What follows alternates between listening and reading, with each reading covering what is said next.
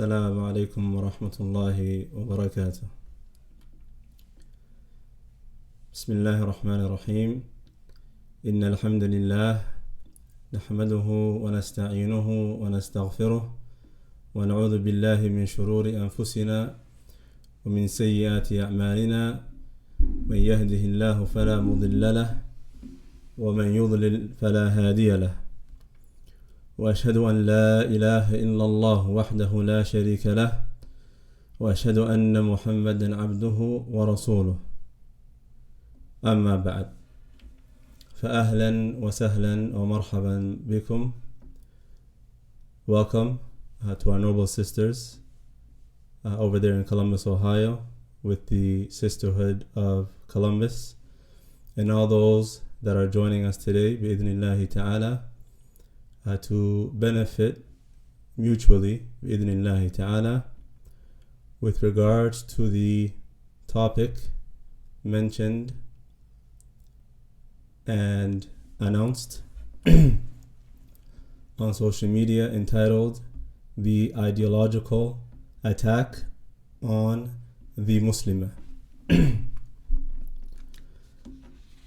And so inshallah ta'ala, in this talk we are going to be mentioning several different aspects pertaining to this ideological attack that has been mentioned. And what exactly do we mean by an ideological attack? And who is it that is doing this attack? And what is their intention? And what are they trying to achieve? And so what is meant by an ideological attack or an ideological war? And what is meant by that is where previously it was known that the enemies of al-Islam or the enemies of any particular group, that from the ways that they would attack that nation or that group of people is by way of wars or battles or invasions of their land. And so in those times they would have to put great efforts and put forth great amounts of wealth in order to achieve their goals of taking over those lands and therefore colonizing or achieving particular goals, whether it be money, economically, or by instilling their beliefs and their traditions to those people living in those particular lands. Whereas, as it pertains to an ideological attack, then they no longer need to do any of that. They no longer need to do any of that. And they are able to now achieve their goals while sitting and resting in their own homes, not having to put forth any wealth, not needing to lose men in these wars, not needing to purchase great amounts of weaponry. Rather, they can do it now for free. They are now able to do this for free. And so how exactly are the Muslims attacked in an ideological way today, the Muslims in general, and more specifically the Muslim woman? The first and foremost aspect pertaining to the Muslim woman that they wish to attack is by way of invading her from the angle of aqidah, from the way of aqidah, meaning by way of her beliefs, meaning by way of spreading atheism and secularism and liberalism and all other ideologies that separate mankind from their creator. All other ideologies other than the religion of al-Islam that separates you from your religion of al-Islam, and to disconnect you from your creator and your sustainer in an absolute and unrestricted manner. meaning by disbelieving in the existence of Allah altogether. This is their ultimate goal. This is their ultimate goal and their end goal. And now this has become apparent in our time, very apparent in our time, whereby you find once practicing Muslimat, memorizers of the Book of Allah subhanahu wa ta'ala, those that attended the masajid and were connected to the masajid, completely apostating now from the religion of Al-Islam, due to nothing other than this ideological attack. Due to nothing other than this ideological attack and this ideological war that has been unleashed on the Muslims, and more specifically on the Muslim woman, which is from the greatest of the plots of the enemies of Al-Islam. Likewise, by spreading things such as innovations and deviations from the religion of Al-Islam, in order to further distance the Muslims from the true call of the Prophet sallallahu alaihi wasallam. The second way that they invade the Muslims and attack them in an ideological way is by invading them from the angle of morality and modesty, in terms of upright moral character and behavior, and how one carries themselves. The Tabi'i Safwan ibn Sulaym rahimahullah said, لَيَأْتِيَنَّ عَلَى النَّاسِ زَمَانٌ, a time will come upon the people, تَكُونُ هِمَّةُ أَحَدِهِمْ فِيهِ, whereby the main concern for one from amongst them will be بَطْنُهُ وَدِينُهُ هَوَاهُ. That he said that the himma, the main concern of the people in that time, meaning there will come a time where the main concern of people will be filling their stomachs, and their religion will be fulfilling their desires. Meaning the most important thing that they wish to achieve in this life will be simply to fulfill their desires, regardless of what type of desire that may be. That they strive endlessly to achieve these two things, to fill their stomachs and to fulfill their desires. Thus, the maintaining of good moral behavior has weakened, and corruption has now become widespread. And if this is in the time of the Tabi'i, those who took from the Sahaba, the second generation of Muslims, rahimahumullah, then what about our time today, approximately 1300 years later? Corruption has become so widespread that a Muslim man or woman that commits zina has become normalized.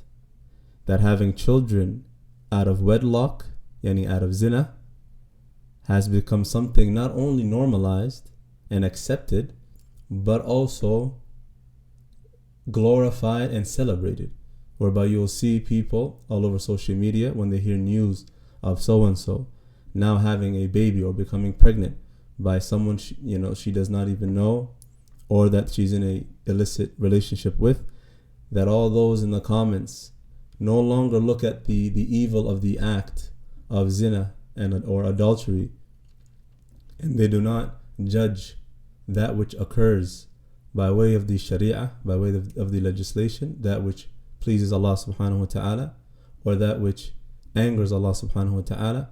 Rather, they praise it and they glorify it and they celebrate it. Meaning the evil nature of illegal relationships, or relationships that are not permissible in the religion of Islam, is no longer frowned upon or looked down upon. Rather, what is said is, mind your own business, do not judge, who are you to judge, and so on and so forth. And so these things have now become manifest and apparent on a widespread scale. And the Muslim woman who was once hidden and preserved in her home, not known to men, and was covered and concealed from the eyes of men, has now become exposed and brought out for all to enjoy. For all to enjoy. Posting her body parts all over social media and making a display of her beauty, all in the name of liberty and freedom and my choice and my body and so on and so forth, with the conviction that this is an expression of her freedom and liberty, meaning that no one can tell me otherwise, that this is my right to do such and such, that it is my right as a human being to do and with my body or whatever it is that I want to do, that no one can tell me otherwise, that no one is allowed to speak to me regarding that, and that she is doing this for herself and for her own happiness and not for anyone else. This is the way, this is what the shaytan whispers to her and convinces her of, and made her forget that the beauty of covering that which is valuable, as is done with anything that is valuable, and that which is freely on display for all to enjoy, is cheap and loses its value. So she forgets that, and she is no longer thinking with a mind that is pure and unadulterated. Rather, she is thinking with the mind of the liberal, thinking with the mind that she has been given. She's no longer thinking with the mind that is upon the fitrah and that is concerned with what pleases Allah subhanahu wa ta'ala and that which angers Allah subhanahu wa ta'ala. Rather, she is thinking with the mind that has been given to her, and that how she has been brainwashed into not believing that not only is she angering Allah subhanahu wa ta'ala by doing so, but she is made to believe that it is her right to do so, which is even worse than the sin itself. To believe that you have the right to do as you please is worse than the sin that you are doing in that moment. So if a sister, for example, takes off the hijab and she has remorse and she has regret, and that she asks Allah subhanahu wa ta'ala to forgive her, and that she returns to Allah in repentance, even if she slips over and over and over again, that Allah will forgive her. However, the danger is in when the sister now believes that she is, and it is her right to do so, that it is her right to do such and such. If she were, however, to just change her wording and instead of saying it is my right to dress as I please, if she were to just word it in the way where, meaning what is actually happening here, and say it is my right to disobey Allah, it is my right to not care about what Allah has legislated, but rather to do as I please, she wouldn't be able to utter those words. But in reality, that is what is meant. That is what is happening here. That is exactly what is happening here. And so an important point to note is that although nowadays we do see a lot of corruption and a lot of weakness in the ummah, and a lot of our sisters falling prey to the cause of the disbelievers and to the way of the disbelievers, that the danger is not only in the fact that these sins are occurring, or this type of deviation in terms of sins and immorality is occurring. Rather, what is more dangerous and more severe than that is how they are occurring. In times of past, maybe 10 years ago, 15 years ago, 20 years ago, when a sister would slip and would be reminded, she would say, make dua for me, ask Allah to forgive me, ask Allah to guide me, knowing that she is in the wrong. However, in today's time, we no longer find that. We find that if you correct a sister, oh sister, fear Allah, I want good for you. Oh sister, come back to Allah, come back to the masjid, cover yourself, etc. Oh, here come the haram police. Or here come those who are holier than thou. so and so and so and so. Is your job only to point at, those who do such and such and such and such? There's a sense or an attitude towards the reminder of Allah, that which Allah subhanahu wa ta'ala has commanded us to do as believers, which is to remind one another of Allah, which when one of us slips, that we remind the other person. However, there is an attitude towards that now, which stems from this idea of freedom, this idea of I'm free and no one can tell me otherwise.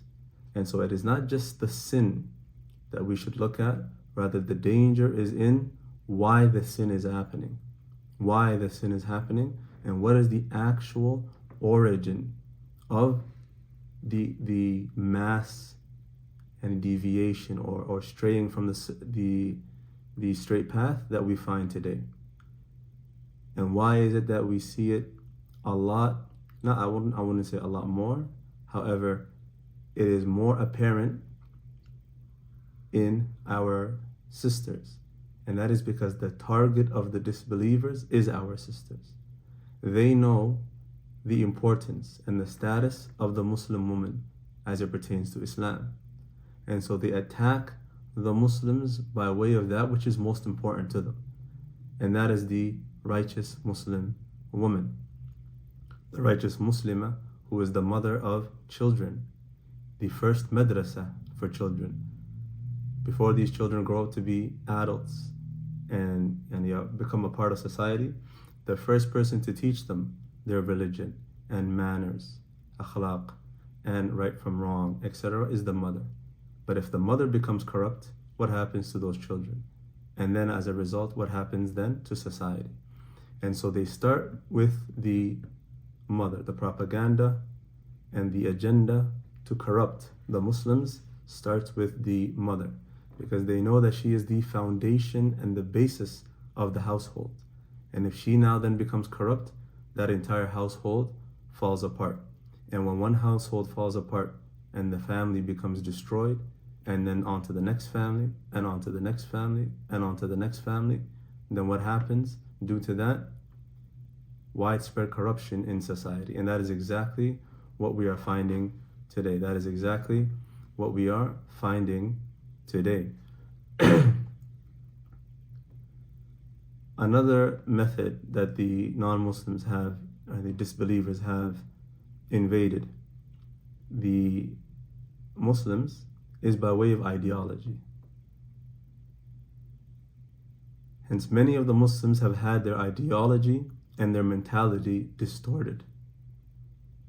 And instead of their ideologies and their mentality being connected to that which would strengthen their iman or better their moral character and give honor to their religion, their ideologies have solely been about satisfying and bringing about comfort to their bodies, meaning their sole purpose in life is dunya and worldly affairs, building up their wealth, which they deem to be their legacy while on this earth, regardless of all of this being at the cost of their religion. All of this chasing after the dunya, all of this giving importance to the dunya when they are losing their religion. But that does not matter. Why? Because they are willing to pay that price. They are willing to pay that price to lose their religion to achieve the dunya. To achieve the dunya. Wal-iyadu billah. And now, although we know some of the ways, or what are the ways that the kuffar invade the Muslims now, as it pertains to their aqeedah, as it pertains to their ideology, right? As it pertains to their akhlaq, their manners, and their modesty and their morality. However, they employ specific methods to achieve this. There's certain tactics and certain methods that they use in order to get to these sisters. And so there are methods used to spread this ideological warfare. And that is, from the foremost of them in this current time, number one, social media. Instagram, Twitter, Facebook, YouTube, TikTok, Snapchat, you name it. These platforms are the main platforms or the main tools used to spread their indoctrination and their beliefs and these tactics in order to cause the sisters to deviate by way of glorifying to them that which goes against their religion, by way of, and the tactic, O noble sisters, the tactic that is used is subtle and is filled with deception. And so they won't come with you, or they won't come at you with the evil. They won't come at you right away with the evil, and they will not sell it to you as evil. Rather, they'll beautify it for you. Rather, they will cause you to fall in love with a particular personality, whether it's a celebrity or a musician or such and such and such and such, and prop them up for you and glorify them for you, right? And glorify them for you and make you believe that these are the best of the people. And so, therefore, if they are the best of the people and they're successful in this dunya, and look how famous they are, and look how happy they look, and look at the jewelry she's wearing, and look at the purses she's buying, and look at the clothes she has, and look how everyone loves her, etc., etc. This is a brainwashing that is happening. Slowly and slowly, then you start to want to be like that individual and copy them and mimic them and so on and so forth. And so they've then stripped you of that which you had, that was the most valuable thing, which was your religion, in exchange for following someone that you yourself are better than in every aspect, in every single aspect. And in reality, you, with your Islam, if you knew the true value of your Islam, are happier than any of these individuals that have dunya, that have been granted dunya. And remember that Allah gives the dunya to the kafir and the Muslim. The kafir and the Muslim both have the dunya. That shows you the lack of importance that Allah gives the dunya. The fact that it can be given to a kafir shows us that the dunya means nothing. That the dunya means nothing. And so it does not mean that they are favored, that Allah gives them the dunya. A kafir at the end of the day is still a kafir. The disbeliever who disbelieves in Allah subhanahu wa ta'ala and who worships other than Allah subhanahu wa ta'ala and that calls upon other than Allah subhanahu wa ta'ala is given dunya, is given cars, is given fame, is given mansions, right? And then we have a sister who is a Muslim, who's been given the greatest thing that mankind can ever be blessed with in this life, which is Islam, which means paradise after this life, which the kafir is forbidden from and will never enter. And the kafir will be in the hellfire for eternity.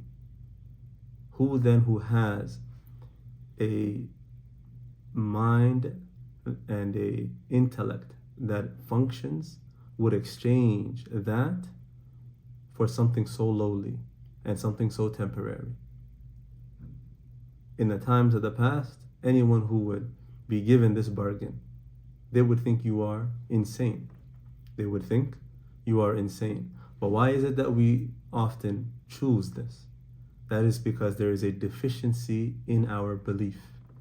If we truly believed in the akhirah, if we truly believed in death and what happens after death, and the punishment in the grave, and the punishments, the different punishments that exist for particular sins that we may commit, and the horrors of the Day of Judgment, and the sirat that we will pass over, if we firmly and truly believe these things as realities, just as the Sahaba would, and that their eyes would shed tears when they would hear about the description of the hellfire and the description of paradise, if we truly believed these things and they were firmly grounded in our hearts, and we believed in them with yaqeen, with certainty, then we would never give it up for anything in this dunya. But the reality is there is a deficiency in our certainty as it pertains to these things. We see death as something far, far away from us, because we may be young in our 20s and our 30s, and we're healthy. How many who are healthy die suddenly and we have no health issues or anything like that? So the point is, if we were truly believers of the unseen in the way that is incumbent, in the way that is obligatory upon us, then it would have an effect on our limbs. It would have an effect on our limbs, and it would have an effect on how we deal with this dunya and how we live our lives in this dunya. We would not allow ourselves to be deceived by the agenda that the kuffar wish to give us, and the way that they wish to strip us of our religion and strip us of our value as a human being. Because a human being has no value without Tawheed and without Islam and without Iman. You have no value whatsoever.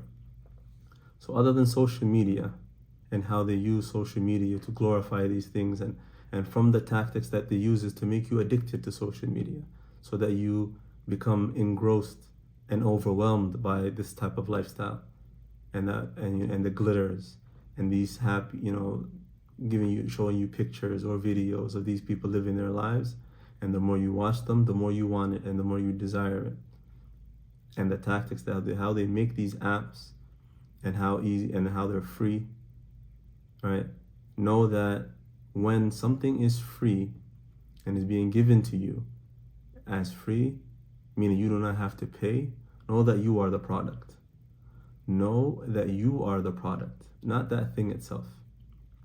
So it is free, meaning you yourself are the product, meaning they've created these platforms so you can become what they wish for you and what they want for you.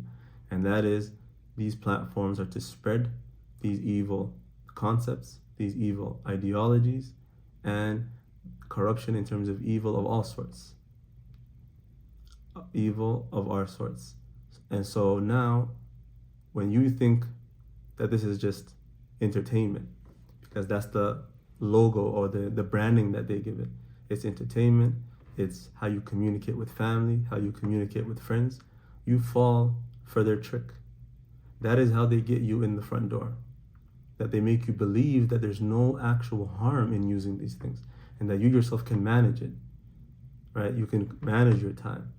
But 10 hours a day, 15 hours a day of using one app or two apps constantly on there, that addiction and the way that they've purposely created these apps is that this becomes your life.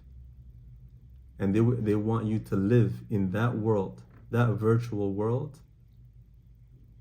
more so than you live in this current world, in the actual real world. And you find that now, that a lot of people live on social media, are in comments, are watching every video, are posting every second. That is their actual reality. But in their real life, they're miserable, or they don't even know how to function, or they've become distant from family or friends, or whatever the case is. It's severed their relationships in many ways. So this is one of the most powerful tools that they use, and their intention is to corrupt you and to cause you to become addicted to that corruption and to that evil, to the point where you cannot leave it off, just like the drug addict. It's difficult for them to leave that particular drug that they're addicted to. In the same way, social media, whichever platform it is, that addiction and that constant reminder of this is the life that you could be living, and that this is where happiness is, right? Not you just covered and being at the masjid and memorizing Quran and learning your religion. No, that's boring. Look how happy these girls are every other day traveling to this place and that place, right? No mahram, what's the problem? Look, they're safe. Nothing happened to them, etc. This is how the shaytan plays with you. And you'll find a sister who was, as we mentioned earlier, practicing upon her deen, trying her best, striving, and out of nowhere, a complete 180. And Allah knows best. For some people, it takes 1 day, 2 days. And for some people, it may take 1 year, 2 years. But the threat and the agenda is constant. These individuals do not give up. These individuals do not give up. The other tool that they use is the entertainment, and we talked about that a little bit. The entertainment world, whereby their agendas that they're pushing, and if you notice now, whether it's movies, whether it's television and TV shows, whether it's athletes in sports, All of these forms of entertainment are no longer only about that entertainment. Movies are no longer just about movies. Television shows are no longer just about television shows or sitcoms, whatever the case is. Sports is no longer only about sports. They are always pushing an agenda. Every TV show now has to have an homosexual or a transsexual, transgender, or whatever the case is. Every other week or every other month, we're finding out this athlete came out of the closet, or this one did this and did that.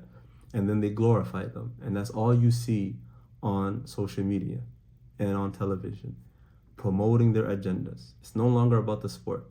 An athlete will finish their match or their game, and afterwards they're going to ask them about a political issue, something to do with homosexuality, or something to do with this and that, something to do with feminism and women's rights, and that's how they brainwash. These are the individuals that they use. And so whereas previously you followed maybe a sport, or you followed this, or you followed that, just for the purpose of that actual thing, and now you're just taking in all of the garbage that they're feeding you. And as I said, this is what they do. Just like the Prophet ﷺ said, that there will come a time where things will be called other than what they really are. Meaning, for example, alcohol will not be called just alcohol, they'll be called spirits. Why? So that it belittles the evil in that thing. That it's a form of deception. Because if you call something by what it is, then most people will most people will resist, and they won't delve into it right away. If something is presented as it is, now when they talk about, for example, the rights of homosexuals and this and that love is love and it doesn't matter what gender is and all these different things, they talk about it from the angle of rights and human rights. Because who has a problem with humans having rights? That's the way they push it. But if they don't talk about it from the angle of sodomy, the act that these individuals are doing, the way that the Quran talks about it. Because if you present something that is evil in its actual way, then majority of people will be hesitant to join that thing or to delve into that thing. But when it's glorified and when they're presented as victims, right, and you feel sorry for them, and that's how you find a lot of Muslims get trapped into this way and start defending them and will march for their rights, and everyone is human, and it's their business. That's how it starts, that it's just their business. And then afterwards, what happens? You find them defending their rights, leaving what Allah subhanahu wa ta'ala legislated, leaving the hukum of Allah. What does Allah say about this particular thing? Haram. That is what a Muslim sticks to. But when you keep falling for the propaganda, you're watching television and movies and shows, and that agenda is being put into your mind in a subtle manner, what happens is you then start falling, and you then start admiring one of these actors on these shows. You forget the evil act that they do, or what they are, or what they stand for. You forget that evil. And you now see them as they want you to see, them, as a human being just like you. And so the evil that they do, or how Allah is not pleased with a particular thing, that no longer matters. Another method or another tactic that they use to spread their doctrine is through education. As we're seeing what they're doing with the children nowadays, starting from young, trying to push their agenda from a young age, and basically a form of grooming children from young age in the school system, and passing laws in order to do it.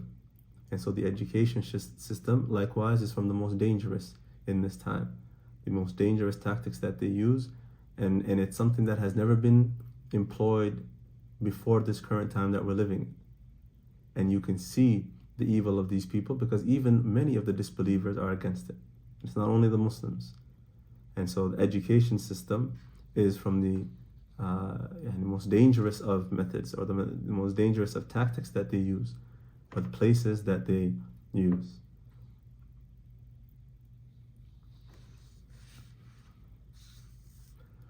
Why has why have they been successful? How is it possible that they've become successful in brainwashing and successful in promoting their ideologies and gaining a following and causing a lot of Muslims now to fall into their ways and into their beliefs? How is it possible that they've become successful in that? From the foremost of those reasons, and this is particularly talking about for our sisters, causing them to forget the value that they have as a Muslimah who is honored, the deen of Islam has honored her, right? That she forgets that. What is it that causes her to choose something other than that? And to choose lewdness, or to choose immorality, or to choose nakedness and displaying her body and displaying her beauty, or having a relationship with a man that is not permissible for her, etc. What is it that makes her choose this? From the foremost of those things, and that has caused these individuals, these enemies of Islam, to become successful, is first and foremost the general weakness and neglect of the Islamic Ummah as it pertains to their religion in general, as an Ummah. The neglect that exists as it pertains to their religion. That is what has allowed them to succeed in spreading all kinds of evil beliefs in the ranks of the Muslims, and such as the ideology of feminism, etc. That just happens to be one of them. But atheism, secularism, communism, democracy, Muslims promoting all of these things and defending all of these things as if they are the ultimate truth and the ultimate form of justice. How is it possible that they've been convinced that something else can be more just than the religion of Islam as Muslims? And the crazy thing is, they say these things as Muslims. They say they are Muslim, and then they will tell you democracy is the truth, or the highest form of justice. The second reason why they've become successful in corrupting many sisters and causing them to deviate starts from the beginning, the home. Improper tarbiyah, her upbringing. How was she raised? Was she taught her religion from a young age? Was she taught the importance of modesty and shyness? Was she taught the evil of revealing herself and the evil agenda of the kuffar, and how they wish to cause her to leave her religion, etc., etc.? Was she taught the importance of hijab? Was she taught the value of hijab and the value of protecting her honor and her dignity? Was she taught these things from young? Or was she forced? Or was she beaten if she did not wear the hijab? Or was she beaten if she stepped out of the house and without permission, and so on and so forth? Was she dealt with harshness, right? Harshness and roughness? Or was she dealt with in gentleness, and was she made to love the hijab from a young age instead of just forcing her? Now many sisters that we find rebelling against the hijab and rebelling against covering, or not leaving her house except for necessity, and having a problem with all of these ahkam, all of these rulings that pertain to women, is in reality them rebelling against how they were raised. It's them rebelling against oppression that they went through. It's them rebelling against the fact that the hijab was forced on them instead of being taught what it meant. Or maybe not even forced or beaten to wear the hijab, but told to wear it without any knowledge of why. What's the purpose of hijab? What is the importance of modesty? Why should I be modest? Why is it so important for me as a girl but not my brothers, for example? Why all the emphasis on me and not my brothers? And so a girl, when she's young, she'll grow up like that, not knowing the reason, and she'll grow up to now resent the hijab. And so the first moment she then gets a chance, she removes the hijab, usually university, when she's more allowed to be outside more often, etc., etc. And that's how it happens. So that's then an advice. My advice to parents is to pay attention to this problem, because it's a widespread problem at the moment. If you're a father and a mother of a young girl, make sure you teach her the beauty of, first of all, the religion of Islam and the importance of being a Muslim and what Islam is and who Allah is and why do we worship Allah subhanahu wa ta'ala. What does it mean to worship Allah subhanahu wa ta'ala? What is the importance of hijab? What is the purpose of wearing the hijab? Right? The beauty in covering. And also for mothers, being an example for your daughter. You yourself cover, etc. Not neglect that affair and then later on fighting when she becomes an adult, forcing her, either leave my house or wear the hijab, or etc., etc. That issue now that exists when she's reached her 20s is only due to the fact that you neglected it when she was a young girl. You neglected it only when she was a young girl.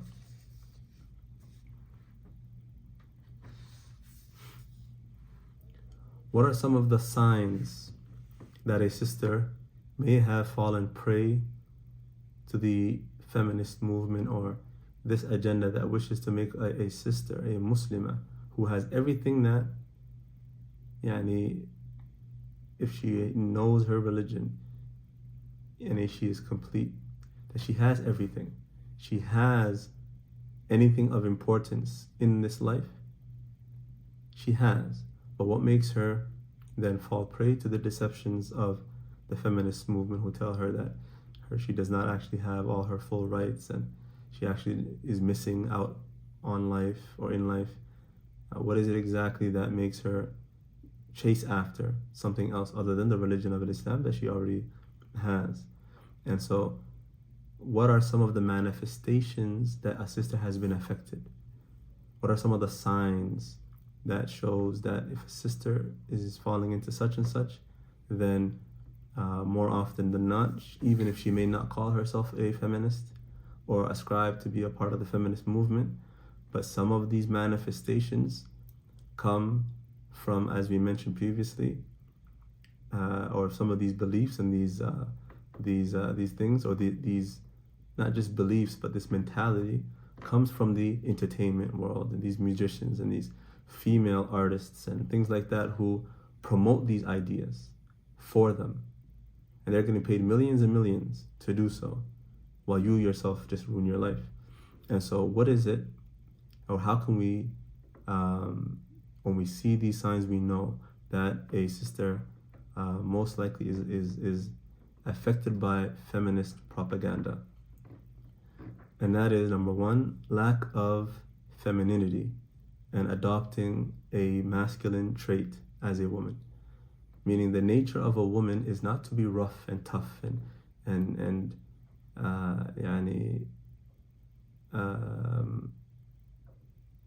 basically behave like a man. From her nature is to be soft and gentle.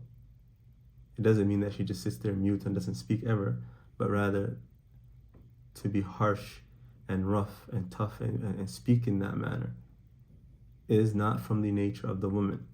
It doesn't mean necessarily that this also just happened to happen due to feminism only, but rather sometimes what happens is a sister becomes like that due to experiences that she had.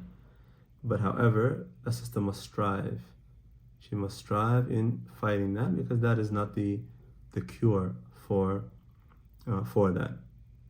That is not the cure for that. And so the femininity and being feminine and soft in nature and gentle in nature is from the characteristics of the noble woman. But to behave like a man and speak roughly and have a tough demeanor and be harsh, etc., is not from the nature of the woman. Another sign is the aversion towards the idea of marriage and conceiving children and being a mother, having a problem with that, or having no desire for it.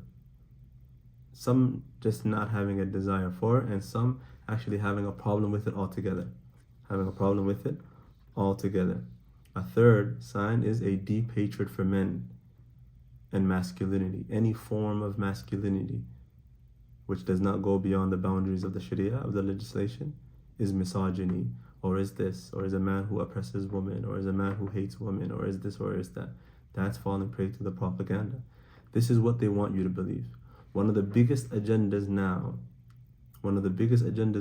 of this feminist movement, and even this red pill movement that exists, that a lot of brothers ignorantly are following, is to separate man and woman. It's to separate man and woman and to cause them to hate one another. And then what does that cause? No more marriage. No more marriage. All the sisters hate the brothers. All the brothers hate the sisters. All the sisters believe there are no good brothers out there. All of the brothers believe there's no good sisters out there. And who is it that's done a survey, for example, right? And found all the sisters that exist that are not married, and found that they're all bad? Or who is it that did a survey on all brothers to find out that they're all bad? Nobody. But in reality, it's falling prey to that agenda. Falling prey to that agenda that, there's no good woman out there and all women are like this now. And then for men, for the sisters, all men are like this now, and no man is good, and whatever. And the sister avoids marriage. She reaches her mid-20s, she reaches her 30s, her mid-30s, her 40s, never having married.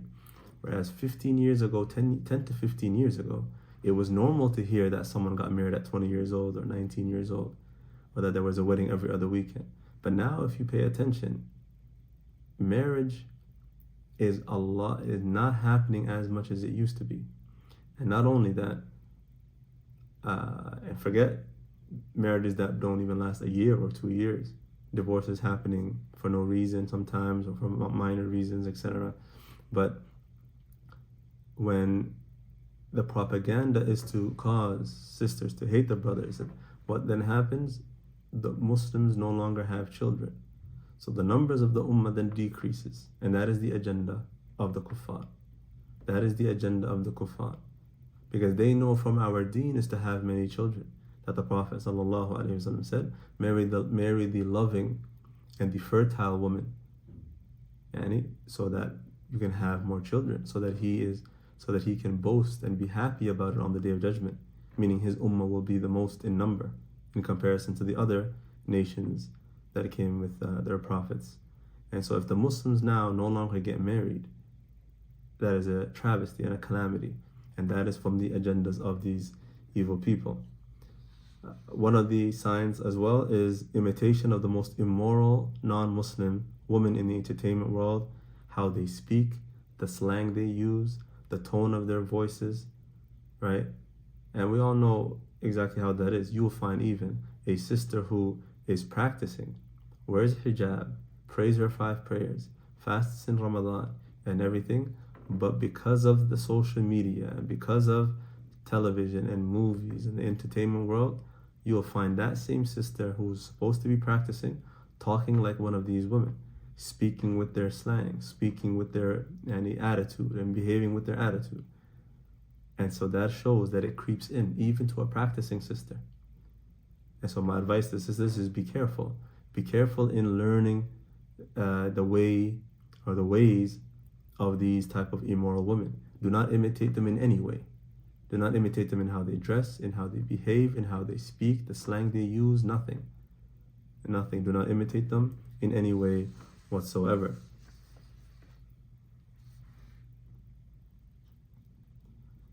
That their purpose in life to be free and independent, with no regard for what their Lord wants from them as servants of Allah.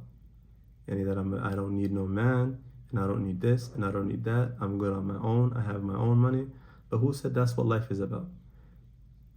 Right now, when a lot of sisters believe that this is what happiness is, they believe that they've somehow, figured this out on their own. Rather, they're not being truthful to themselves that, okay, all you've done in reality is replace the lifestyle you're living now that you've been actually programmed to follow because of constantly following these either influencers or entertainers or whatever the case is. You follow them instead of your religion. And so you think that you're being an independent woman because you want that actually innately, which is in reality not the case. In reality, you're just following another person who told you that this is what happiness is. Whether it's a female musician, or whether it's an actress, or an actor, or some social media influencer, whatever the case is, this agenda is where you got, this is where you got this agenda from, and this belief from, that happiness lies in that.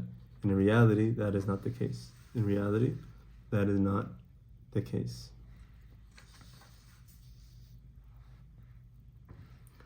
From the, and this is a very important one because we see it all the time on social media, and from the manifestations, especially when it comes to the Muslim woman, that shows that a woman and a Muslim woman has been affected by this, propaganda, is that believing that the legislation in the Sharia and the rulings that pertain to the woman, meaning the ahkam of women, whether it be menses, whether it be postpartum bleeding, whether it be pregnancy, whether it be breastfeeding and the rulings pertaining to that, whether it be hijab and the rulings on hijab, and what constitutes as hijab and what is not hijab, etc. All of these things, these ahkam that pertain to women, we find sisters nowadays who have been have been drowning in feminism and feminist propaganda for so long, that not only do they now apply whatever they learn or whatever they get fed from this feminist movement, instead they've now even adopted it into the religion, and they now apply feminism to the deen of Allah subhanahu wa ta'ala. They apply what they have in feminism to the deen of Allah subhanahu wa ta'ala. And you'll find sisters saying, a man is not allowed to speak about the hijab. How dare he speak about the hijab? How dare a man say that what this sister is wearing is not considered hijab, the correct legislated hijab? How dare he? He has no right, because this is a woman's issue. Right? The hijab is a woman's issue. The hijab is a woman's experience.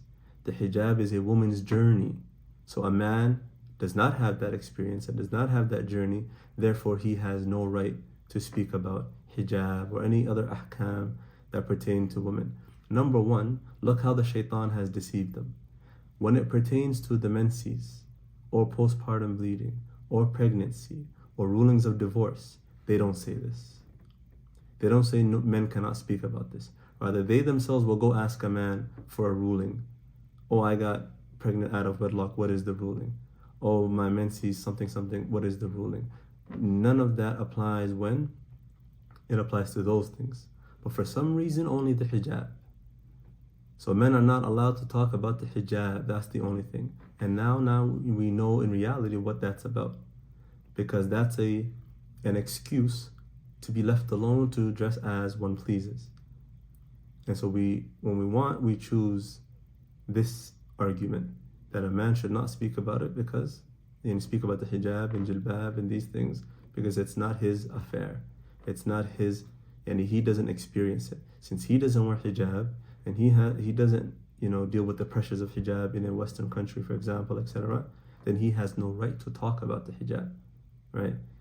So if that was true and you were sincere in that argument, right, let alone it not being founded on any type of deen, Quran or Sunnah, but let's say for argument's sake you were right, why don't you say that when it applies to the menses or divorce or pregnancy or postpartum bleeding? You allow men to speak about that, but not about the hijab. Why is that? That's number one. Number two, in the Quran, in Surah Al-Ahzab, Allah subhanahu wa ta'ala commanded our Prophet to command his women folk to wear the hijab.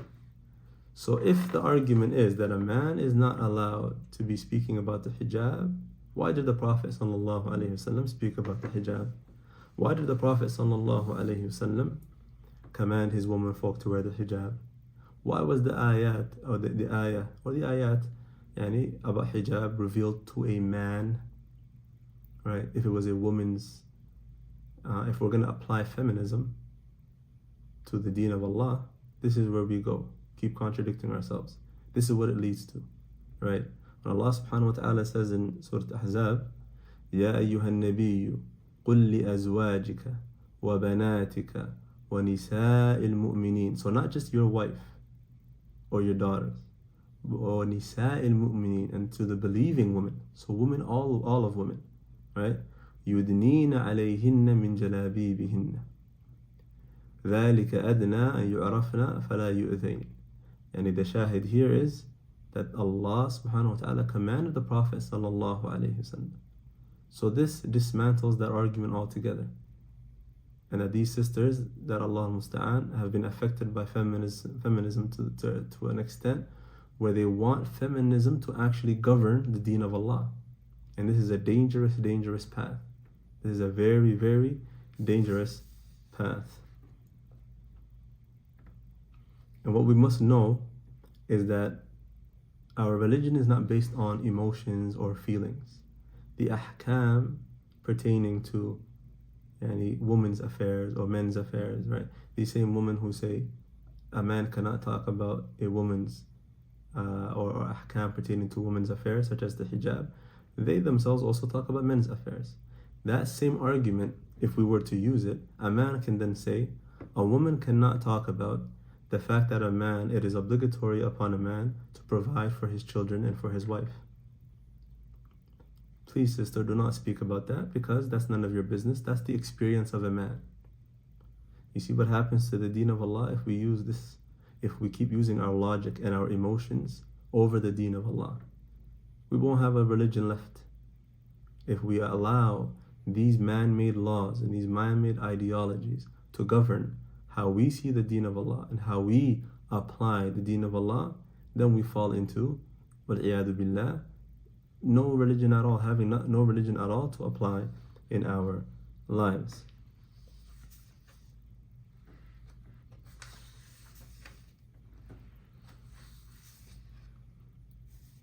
All of this now that we've mentioned regarding these manifestations and this ideological warfare, etc.,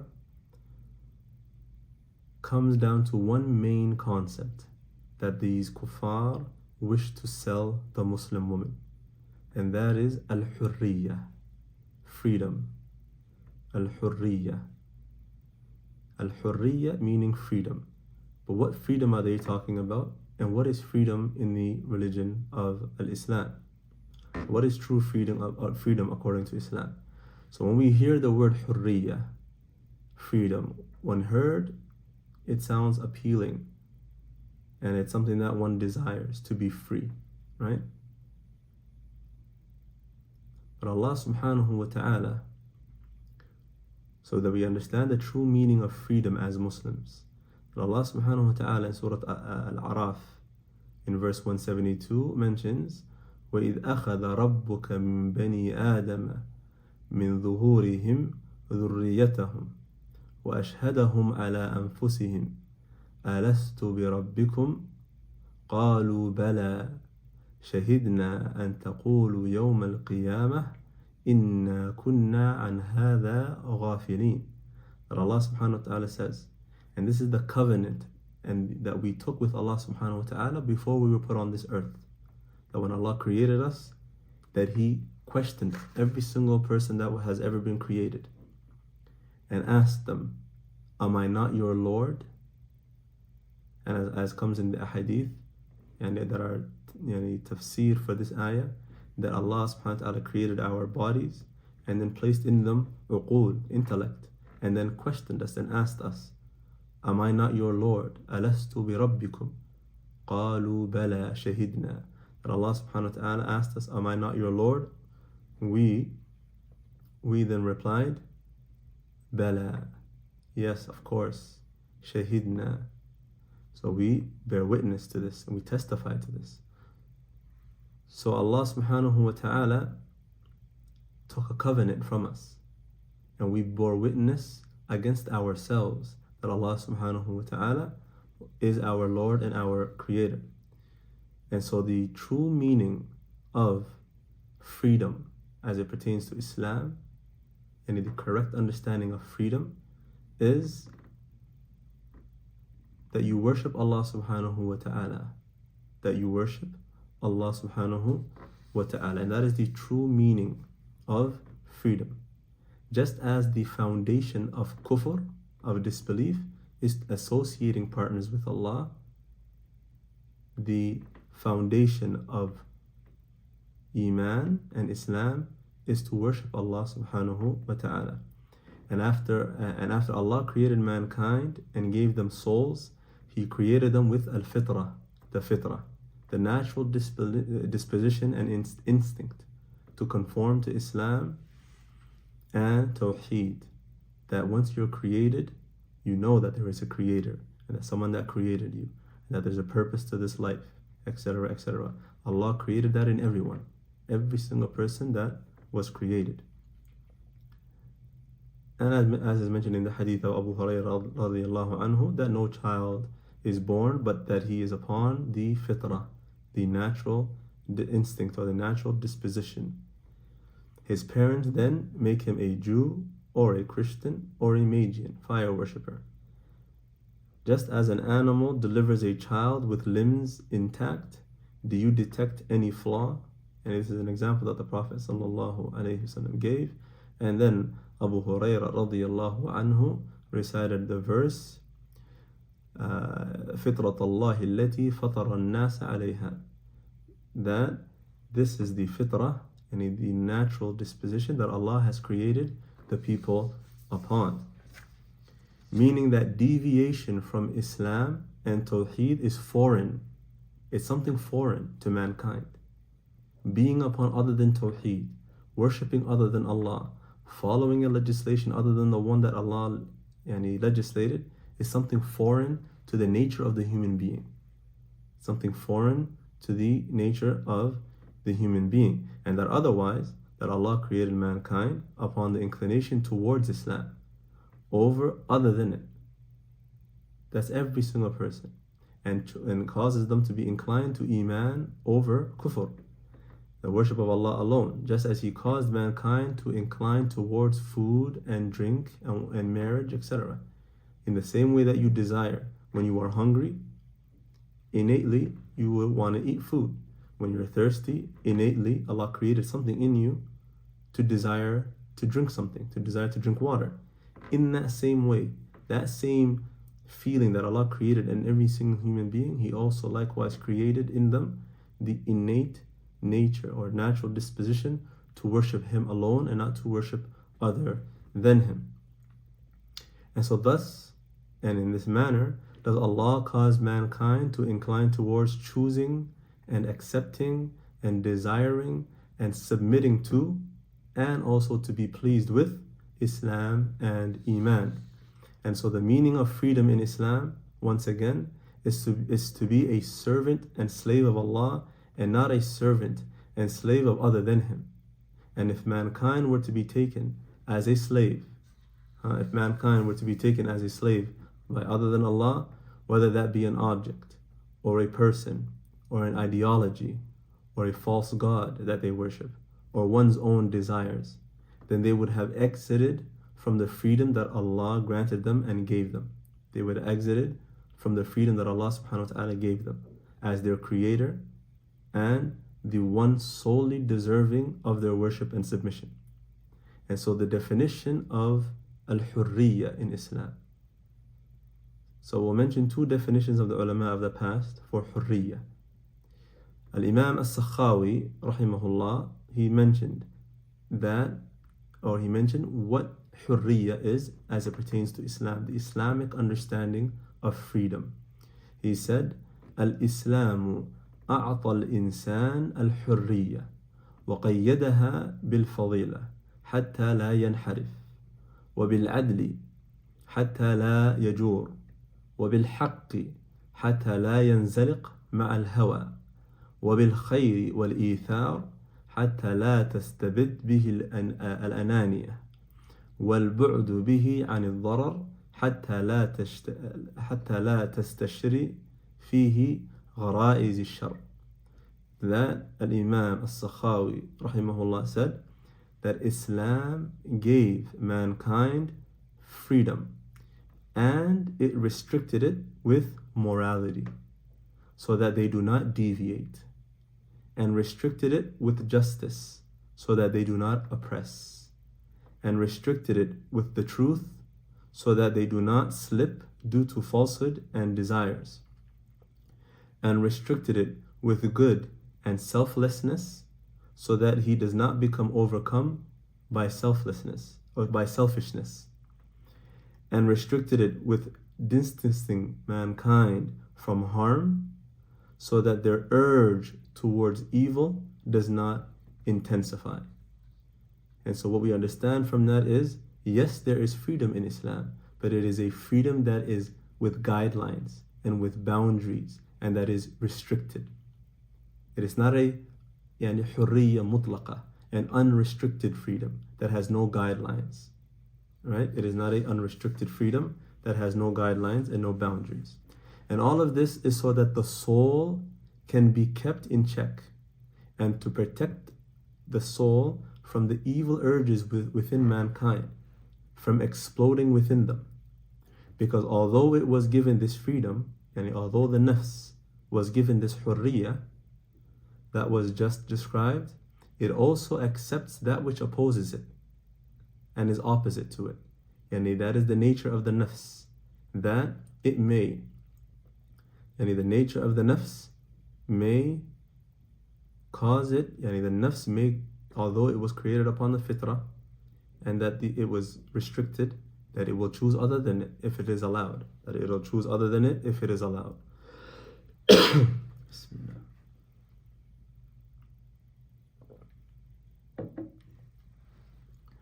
Al-Imam Al-Munawi rahimahullah said in the description of freedom, he said, لأن المراد من الحرية أن يملك الأشياء ولا تملكه. He said, because the intended meaning of freedom is that you own and that you are not owned. That you own things and that you yourself are not owned by things. This means that once you allow yourself to be owned by anything, by anything else, then you are no longer free, and that you are in reality a slave. You are in reality a slave. And in the context we are speaking now, we're talking about being owned by one's own desires. By one's own desires. And exchanging the freedom that Allah subhanahu wa ta'ala gave you and granted you for that. To become a slave of your own self. And what happens in this case is that scales are flipped. When someone chooses to become a slave for other than Allah subhanahu wa ta'ala, what happens then is the scales are flipped upside down. And that which was that which was unpraiseworthy or dispraiseworthy, and it becomes now praiseworthy. Something that is normally hated and disgusting and unlawful and haram now somehow becomes permissible and good and desired and praised and glorified, right? And all evil now becomes good, and all good now becomes evil. The scales are completely flipped upside down. And so this is the case for anyone who leaves the legislated freedom that Allah subhanahu wa ta'ala legislated, which is to worship Him alone and to not associate any partners with Him.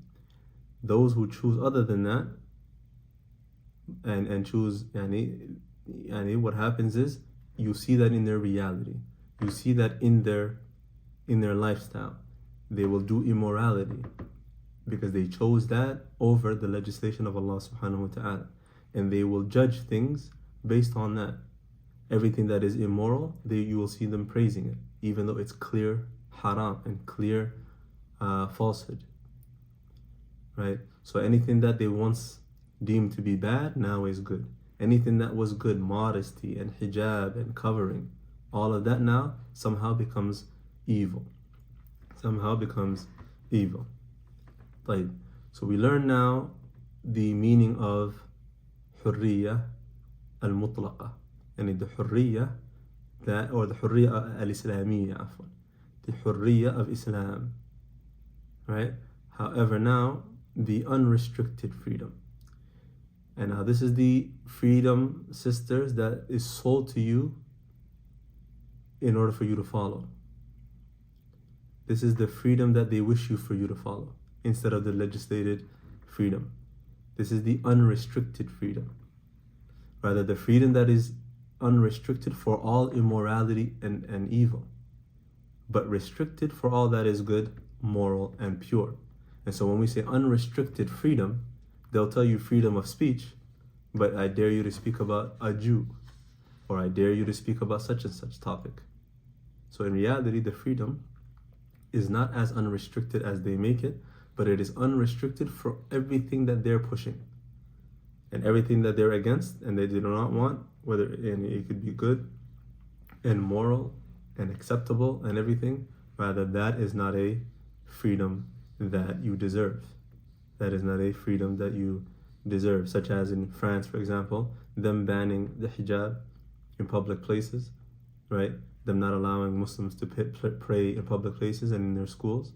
If there was freedom, right, they wouldn't restrict that. So in reality, it is a restriction, and it is a unrestricted freedom that is a lie in reality. That is a lie. And this is the freedom in reality of liberalism and democracy, which is in reality the freedom of atheism and godlessness. So what are these freedoms? Number one, freedom of religion and belief. That you are free to worship who you want and what you want and how you want. And that this is the highest form of justice and fairness, as they say, because it is your choice. So for them, giving the choice to the human being to do as they please in terms of who they worship and how they worship them is the highest form of justice. Meaning the way their definition of justice is not in line with that which Allah subhanahu wa ta'ala has legislated, which is the proof that it is ilhad, atheism. Because their source for what is just and what is not just, or what is oppression, is nothing to do with a creator. It's completely disconnected from that. Rather, it goes back to the mind and the desires and the wishes and whims of the individual. Whatever you decide is good. Everyone can differ with each other. Everyone is right and no one is wrong, right? This is the end of this type of mentality and belief. This is the end of this type of mentality and belief. They tell you that this is your right to do so, and that this is the path to happiness, that your happiness lies in choosing to worship other than your creator, and that you should be free to choose who you want to worship and what religion to choose. That you're free to do that, right? And that anyone who says otherwise is oppressive and is against freedom. So when you talk about Tawheed and say that only Allah is to be worshipped, they'll tell you, how can you possibly say that? How can you possibly say your religion is better than another religion, right? How can you possibly, because this mentality of just opening everything and everything is just free means there's no wrong. Everyone is right at the same time and no one is wrong at the same time. And this is the danger of this belief. And when they do that, then they cause you to forget why you even worship, and that your worship is to be directed solely to the one deserving of it, Allah subhanahu wa ta'ala. And that is He who created you and put you on this earth and will one day take you out of this earth, right? So why is this incorrect? This freedom of belief and freedom to do as you wish and all of these things. Because in it is the nullification and breaking of the covenant between you and your creator that we mentioned previously. That you testify that Allah is your Lord before you were even put on this earth. So how then can you choose to worship other than Him while you are now on this earth? After He has provided for you, after He has sustained you, after He has cured you after you were sick, after He has given you a home, and everything you have in your life is due to Him, and then you will choose to worship other than Him? How is that possible? So you are breaking the covenant that you yourself testified to before you were put on this earth, that Allah subhanahu wa ta'ala is your Lord. And if He is your Lord, then He is the one deserving of your worship.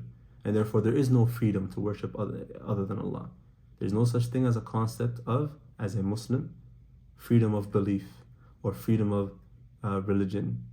None of that has any foundation in Islam. And don't fall for the deceptions of those who wish to bring the kuffar close and become friends with the kuffar and tell you that we're all one and that there's nothing that is different between the two of us, or that we're all brothers in humanity, or whatever the case is. Don't fall for those deceptions, because that which unites the people is Iman, and that which separates them is kufr. Every Muslim on earth is your brother and your sister, and every disbeliever on earth is not your brother nor your sister. The second reason why this is incorrect is that in it is also breaking away from the fitrah that you were created upon, and a deviation from that Allah subhanahu wa ta'ala created you upon the fitrah, and that is to is the inclination towards worshipping Allah subhanahu wa ta'ala, that you were created with that. And now you chose to deviate from that. You chose to seek something that was foreign to you, that did not exist when you were created, that was not innate in you. You chose to deviate from that fitrah that Allah subhanahu wa ta'ala created you upon and choose other than it. The third thing is that in it is also a denial of the uluhiyyah of Allah subhanahu wa ta'ala. By way of this unrestricted freedom, you deny that Allah is your Lord. You deny that Allah is your Lord and your God, which is extremely dangerous because it leaves you with no Islam. Once you believe that you are free to worship whatever you want, you leave the religion of Islam. You leave the religion of Islam. Rather, if you believe knowingly that others are also free to believe whatever they want, and that they're free to worship other than Allah, that likewise is kufr. And if the person is completely ignorant, then they're excused. But otherwise, that belief is a belief of kufr. That belief is a belief that takes you out of the fold of al-Islam. The fourth reason why this type of unrestricted freedom of religion and of taking a religion that you wish is wrong is in it also is denying the oneness of Allah subhanahu wa ta'ala. Because by way of this, He does not remain the one true God that you are commanded to worship as a Muslim. That if you now believe you're free to worship whatever you want, and that everyone's free to worship whatever they want, then He does not become there's no one God anymore. So you deny now and you reject the oneness of Allah subhanahu wa ta'ala. 5, in it is also denying that which the messengers came with in terms of messages, and their call to tawheed and singling Allah out in all aspects of worship. And so those who have established the false ideology, these false ideologies that you are free to do as you wish and do and believe what you want and worship whatever you want and worship whoever you want and say whatever you want, freedom of speech, freedom of expression, you can express yourself however you want, no guidelines, no restrictions, no religion, no deen, no God governs anything, right? You are free to do as you please. This is what they sell to the Muslim woman today. This is the ideological attack on the Muslim woman today. And so when we see our sisters delving and indulging in all kinds of sins and immoral acts, the danger isn't in the act itself that they're committing. The danger is in the fact that this is why they're committing it. These things that are founded in atheism, these things that are in reality, the origin of these beliefs is kufr. And this is what it leads to. And so don't believe then when they're selling you, to dress a certain way or to behave a certain way or to think a certain way, that's their end goal. In reality, they wish to strip you of your religion, of your Islam altogether. And I'm sure many of us have heard sisters that we once knew who then left Islam because of this type of propaganda. And they weren't knowledgeable enough to fight off these type of shubuhat and these type of doubts. And so the danger is a serious danger, my sisters. It is a serious, serious danger, and it is not only an issue of free mixing or the issue of hijab or the issue of putting yourself on social media and seeing sisters doing that. The issue is far more dangerous than that. The affair that we are dealing with today as it pertains to the Muslim woman and the ideological attack on the Muslim woman is an attack on the ummah, and it is an attack on Islam. by way of the woman, by way of the Muslimah. And that is the reality of the affair. And Ibn Qayyim, as it pertains to the affair of Allah being your Lord, Ibn Qayyim rahimahullah mentions in his book Al-Fawaid, and he says, كَفَى بِكَ عِزًّا أَنَّكَ لِلَّهِ عَبْدٌ وَكَفَى بِكَ فَخْرًا أَنَّهُ تَعَالَى لَكَ رَبٌّ. That he says, it is sufficient for you. It is sufficient for you, and it is a sufficient honor for you that you are to Allah a servant. It is sufficient honor for you that you are to Allah a servant. And it is sufficient pride that He, the Most High, is for you a Lord. And there is no honor, and that there is no fakhr, no happiness or pride or joy greater than the fact that you are a servant and a slave of Allah subhanahu wa ta'ala, and that Allah subhanahu wa ta'ala is your Lord. And thus for he who chooses other than Allah as their Lord, then they will become enslaved by the creation. And that this is what we find today happening to many of our Muslim sisters. To very sinister tactics employed by the enemies of Islam. Very subtle and sinister and evil tactics that they use in order to deceive her, in order to get her away from her religion, and in the end, in order to cause her to hate aspects of her religion, and then to cause her to hate her religion altogether. And this is in reality something that many of our sisters have underestimated. The enmity and the hatred that these disbelievers have for you. They don't have good intentions for you. When they are talking to you about women's rights, and that you're missing some sort of rights, and that they're as if they want good for you, that is a deception. In reality, what they want is to give you a little bit to cause you to become happy, and what you think is happiness, in order to strip you of your religion. Likewise, freedom of expression and freedom of opinion, that every opinion is correct, and that there's no opinion that is wrong, and you can no longer have an opinion that goes against their agenda, right? Everyone can express themselves however they feel like. There's no restrictions anymore. And no restrictions just means no God. There is no Lord that governs these things. Opinions and expression and speech, right? And behavior and every single aspect of life. This is what secularism is to remove, and they define it as removing religion and state, and rather it is removing religion from life. They don't want religion to govern any aspect of your life. And so that's what it is in reality. The origin of these things, these beliefs that we think, and a lot of sisters are unaware, when they're saying, I'm free to do this and no one can tell me this, etc. In reality, that stems from an atheistic aqidah, or a belief. It is the beliefs and the principles of atheism, that they wish that there is no God that governs any aspect of life, that life is left to the individual to live as they deem fit. And so that basically you can say anything, you can express yourself how you want without any restrictions, and that you can also hold opinions regardless of how nonsensical it is, or regardless of how it violates the Sharia of Allah subhanahu wa ta'ala. Now, what we have to know, and something I mentioned more than once now, is that in order to cure the problem that we see with our sisters nowadays who've been affected by this ideological attack, some of them to a greater extent, some of them might not be as bad, but there is some aspects that they know about themselves that they wish to change, and that they know that they have to change, and they need means to protect themselves and defend themselves from this attack of the enemies of Islam. One of the most important things to note is that the danger is not just to cause you to commit sins or just to imitate kuffar, etc., etc. That's the first step. The danger is they wish to strip you of your religion.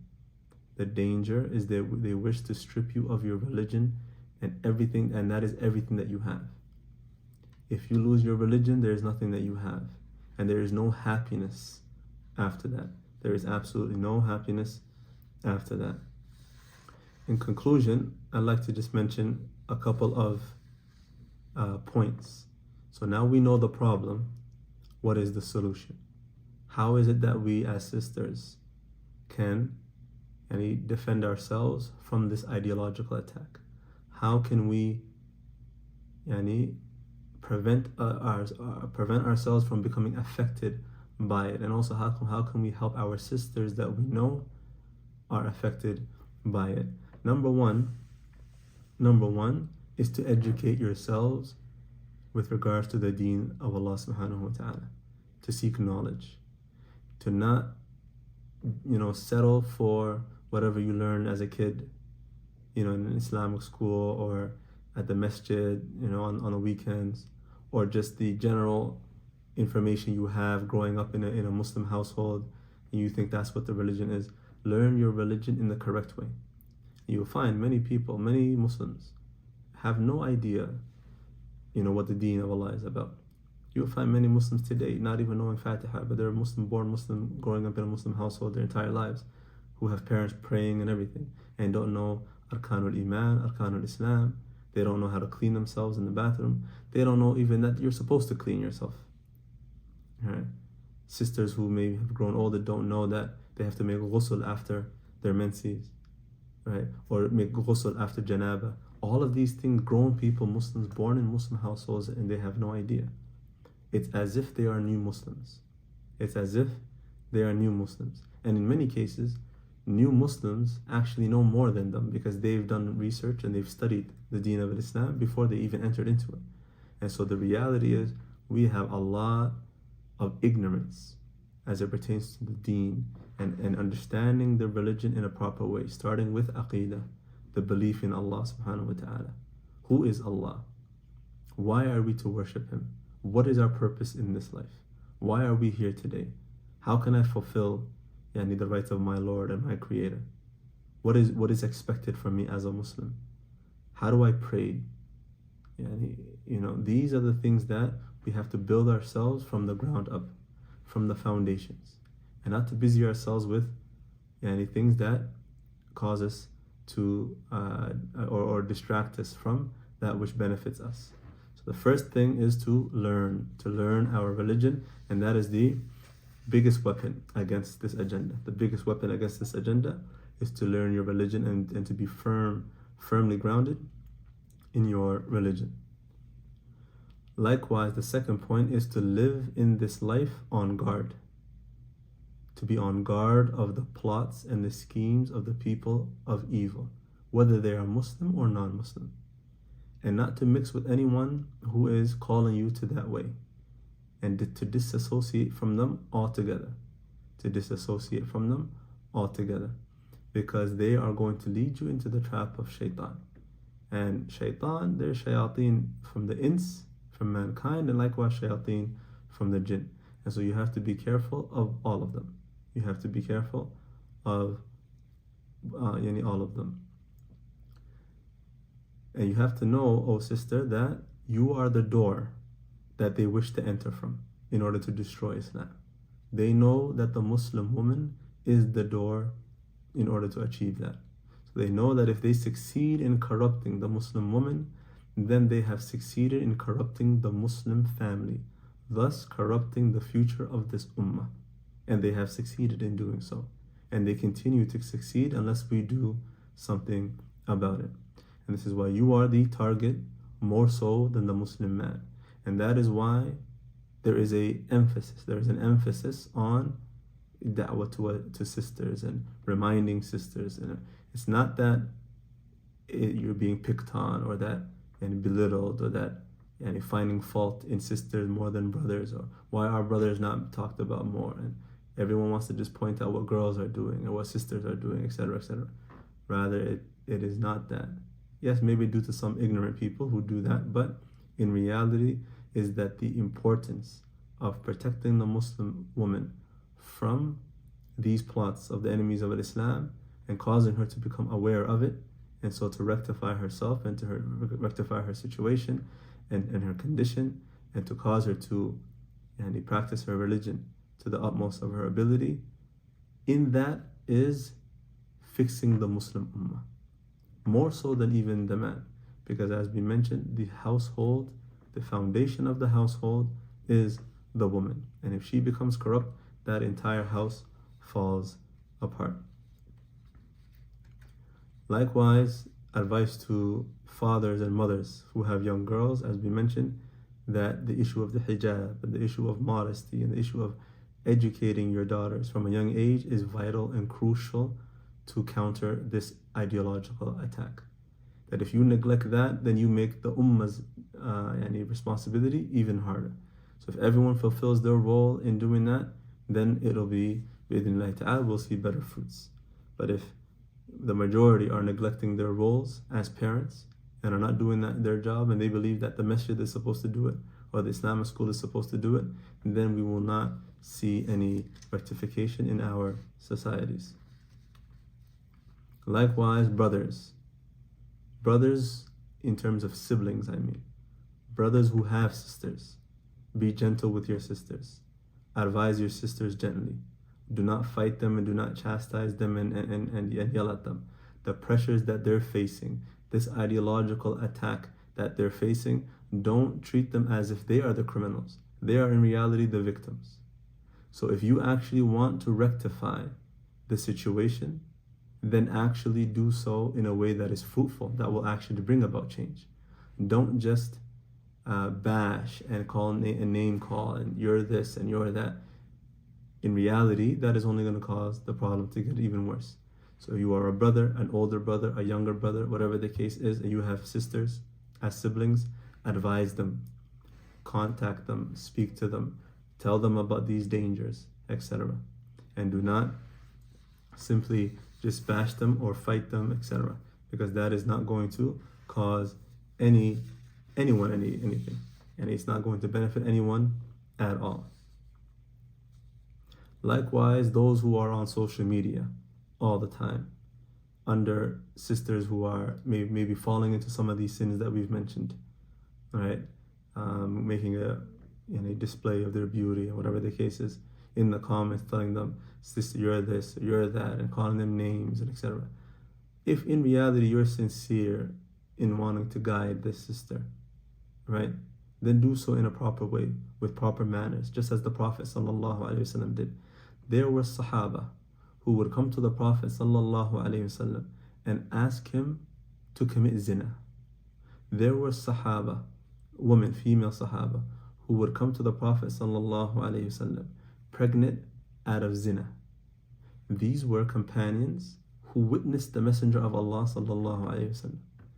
There were Sahaba who would drink alcohol, and no matter how many times they were reminded, would continuously drink because it was a trial for them, and they would get lashed with the punishment, but in reality, and they would fall back into it. And the Prophet ﷺ still said about them, indeed, he loves Allah and His Messenger. This is someone who was drinking. So look at the mercy of the Prophet ﷺ. One of the Sahaba came to the Prophet ﷺ and he admitted to having fallen into zina. And the Prophet didn't want to even hear it from him. He turned away from him. And every time he would try to get his attention, the Prophet would turn away from him again and turn away from him again, because it was heavy on his heart due to his mercy for his ummah. He did not want to see a Muslim having fallen into something like that. And he then said to him, maybe you just kissed her. Maybe you just touched her. Maybe you just did this. Maybe you just caressed her. Trying to find an excuse for him. Trying to find a way where it's not actual zina that he fell into. That was the way of our Prophet ﷺ, right? He did not just cut off the necks of people, right, because they're falling into sins. Rather, he rectified it with mercy and with gentleness, and that is the asl. So if you are on social media and you happen to see a sister and you feel the need to correct her, then do so with compassion, do so with mercy. At the end of the day, we are one ummah. This is your sister in Islam. It's not an enemy. So do not treat her as an enemy.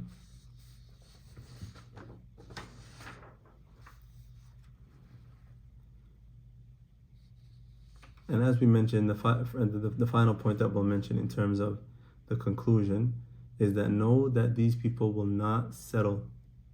They will not settle for just causing you to fall into sins and deviate like that while you still have your deen intact. As Allah subhanahu wa ta'ala mentions in Surah Al-Baqarah, where He says, never will the Jews or Christians be pleased with you till you follow their religion.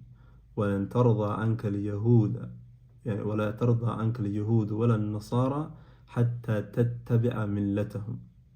That they will not settle. They will not settle until you follow their way, not in some aspects, completely. Until you are upon their millah, not until you are upon their akhlaq and in terms and in their speech and how they dress. No, until you are upon their religion. They want you to leave Islam. That is how much hatred they have for you. So why then chase them and follow their ways? Why be in awe of these type of people who wish this for you? And know that kufr and leaving Islam is the utmost khasara. The greatest failure that someone can have in this life is to die upon other than Islam. That is the greatest failure for mankind, because that means you failed your entire purpose of life, which was to worship Allah subhanahu wa ta'ala until you meet Him. So we'll conclude with that bi'idhnillahi ta'ala. If the sisters have any questions that they've prepared, they can ask them inshallah ta'ala in the chat, and I'll do my best to answer them. سبحانك اللهم وبحمدك أشهد أن لا إله إلا أنت أستغفرك وأتوب إليك.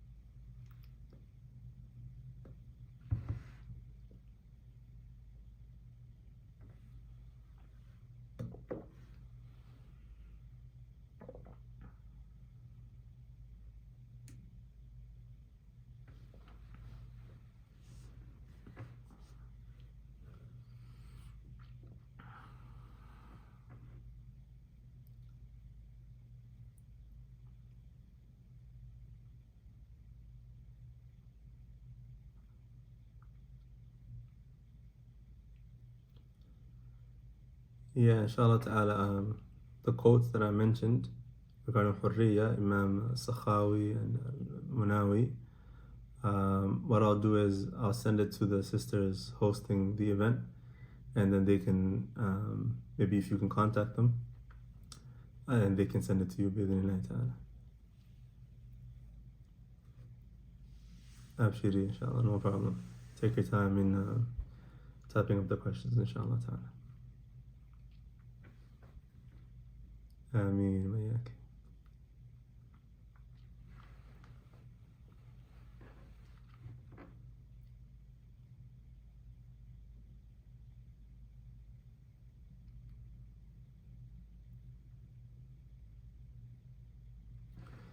There are several books. That deal with different aspects pertaining to women. What I'll do is, if you know my social media, maybe I'll type for everyone. I'll post them there, books that I recommend to be read, inshallah ta'ala.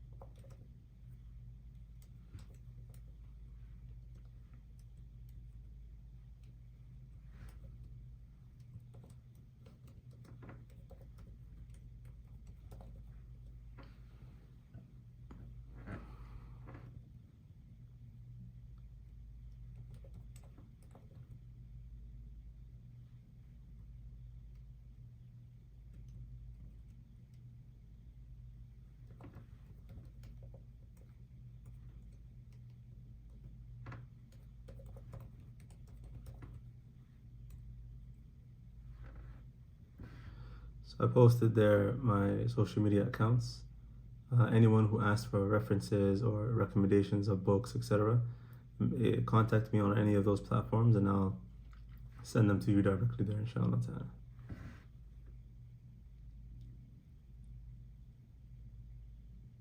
And I myself recorded the lecture, and I believe the sisters also recorded the lecture. For those who wish to start seeking knowledge, how do we start? It all depends. There's many ways to seek knowledge. It also depends on your level. But if in your local communities there are those who are qualified and teaching that which is, in accordance with the Quran and Sunnah, that you may benefit from, I would say attend those lessons. If not, then there are many platforms, or there are many, lectures from those who have studied and alhamdulillah have benefited in terms of their knowledge of the deen. You can benefit from them, whether they are teaching books or if it's lectures, based on your ability, their capability. If someone's in the beginning stages of learning their religion, they may not be able to jump into a class right away, and they have to start at the basics. So you have to find what's suitable for you at your level and start there with your ta'ala.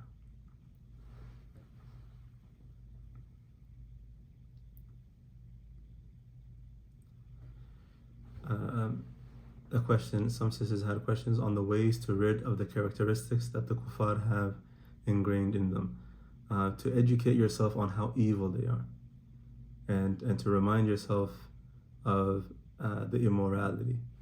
What happens is we become desensitized to the evil nature of these people, and so the way they behave sometimes, their attitude, how they speak, their slang that they use, even how they talk, like specifically how it is that they talk, certain words or slogans that they use, knowing that we actually adopted it from them, right?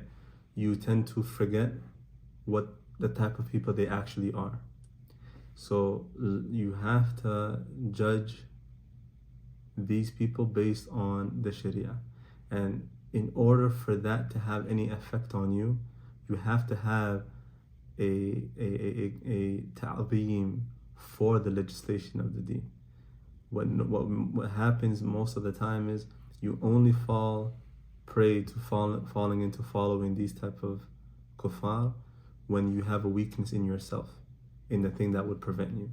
And the thing that would prevent you is knowledge of kufr, hatred of kufr, right? And knowing how evil they are, actually feeling the crime of shirk and worshipping other than Allah, knowing the evil nature of that someone would violate Allah to that level, someone who feeds them and clothes them and this and this and this and that.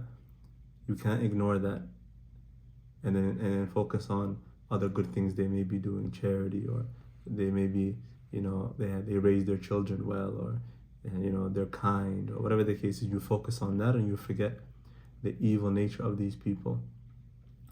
And so you have to educate yourself on those things, and you have to increase in your that ta'zeem, or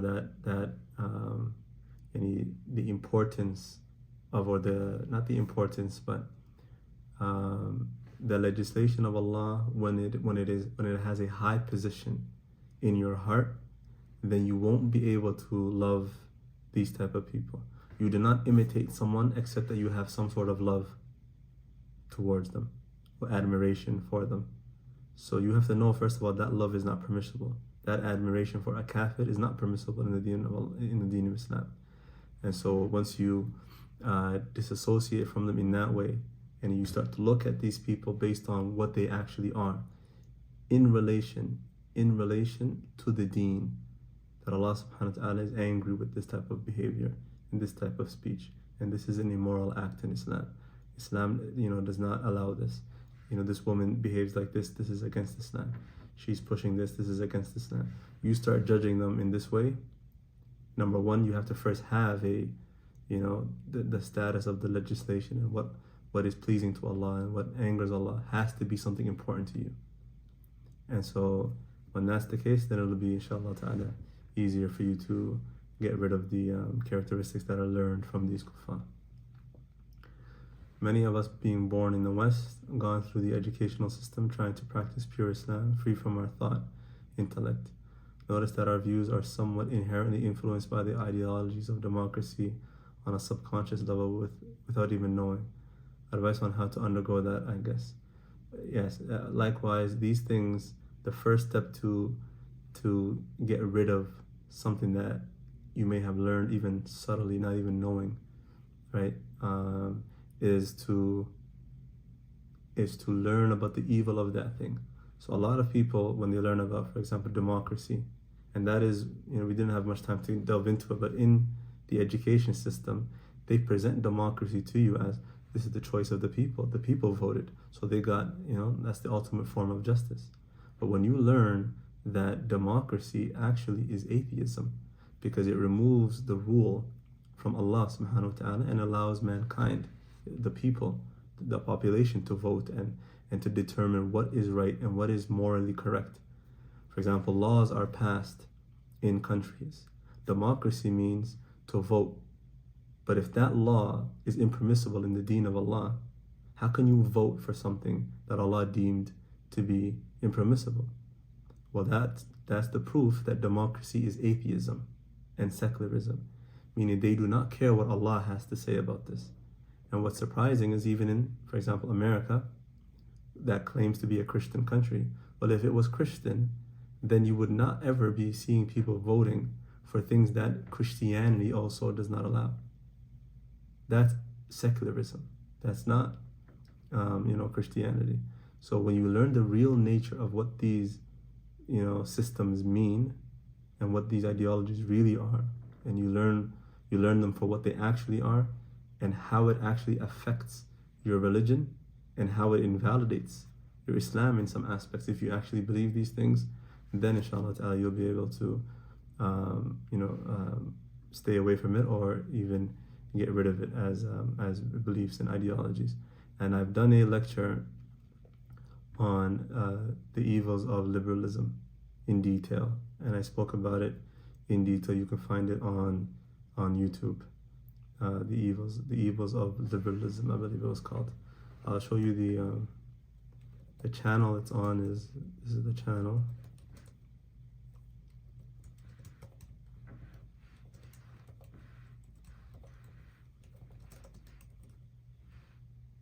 The evils of the liberalist movement, I believe.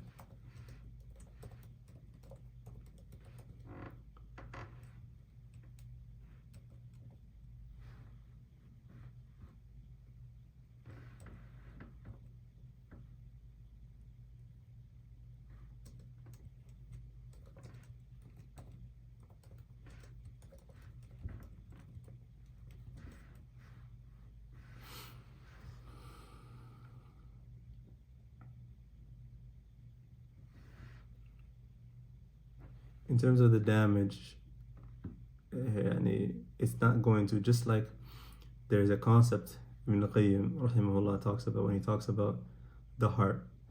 The heart, when it's pure, then it receives khair easily. It receives khair easily. Meaning when you do good deeds, increases you in iman, it affects the heart easily. When you corrupt the heart and poison it with evil, and evil ideologies or evil behavior or whatever the case is, sins or whatever the case is, then it becomes difficult for that heart to detect khair and detect good. And so you'll find at times if you were drowning in sins and everything, then the sweetness of ibadah leaves you. The sweetness of the salah, the sweetness of listening to the Quran, the effect that it has on you is not the same as maybe a couple of years ago, because of the amount of sins that you've accumulated. So in the same way that you've caused your heart to reach that level, right, you have to still be, and you were patient upon disobedience to Allah subhanahu wa ta'ala. You were patiently following the disbelievers in their ways and whatever the case is. Now you likewise, in the same way, have to be patient in curing your heart. So just like it took you a while to get to the point you're at now, if you look back a couple of years, you possibly were not like that. You also have to be patient with yourself to get back to where you were, and inshallah in a better state than you were. So tawbah is from them. Asking Allah subhanahu wa ta'ala to cure you from these personality traits and ideologies, or whatever the case is, that you beg Allah to rectify your condition, etc. You associate yourself with sisters who don't have this, so that you can be affected by their behavior and how they speak, and etc. And with that, the people who you associate with will also help in bi'idhnillah.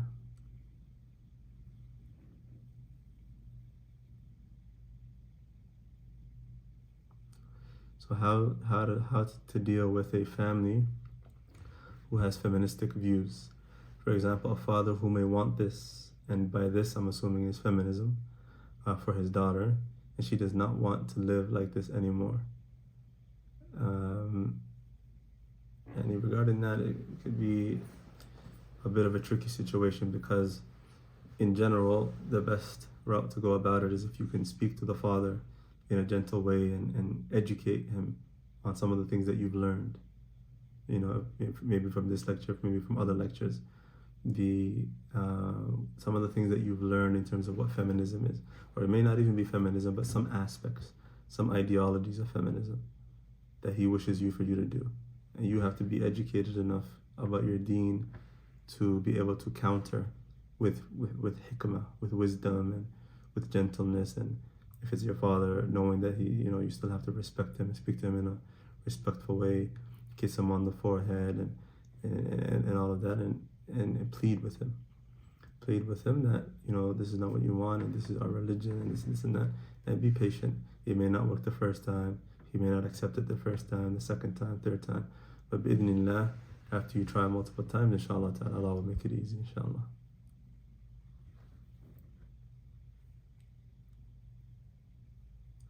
For sisters that have been wronged by Muslim men, or have family, friends who have been oppressed by men, which usually leads them to being even more vulnerable to these ideologies and hating men, what resources would you offer them to support their learning?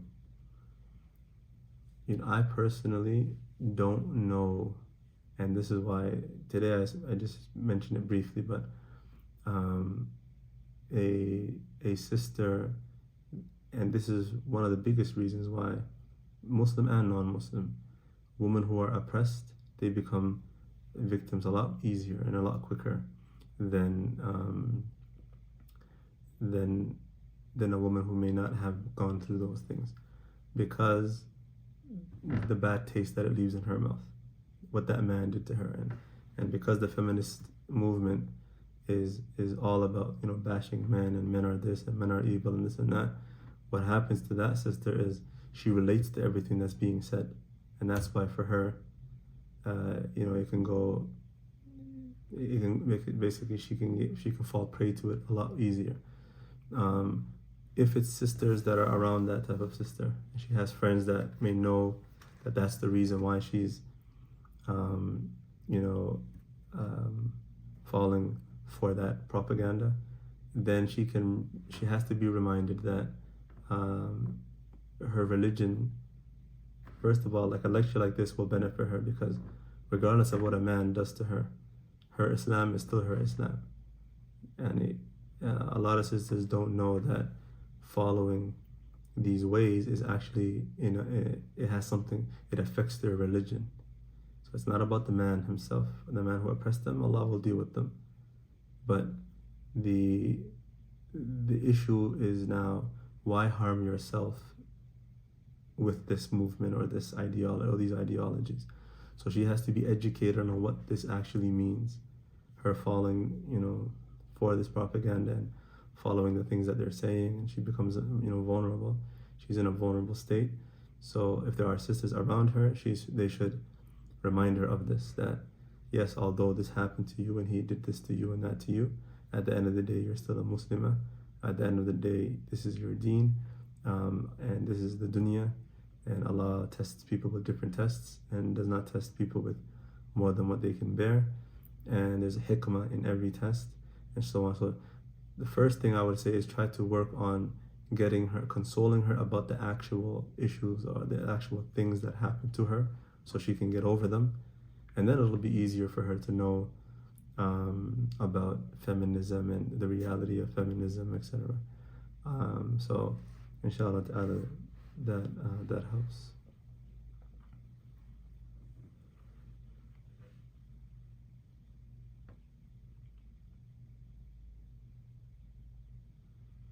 وفيكم بارك الله.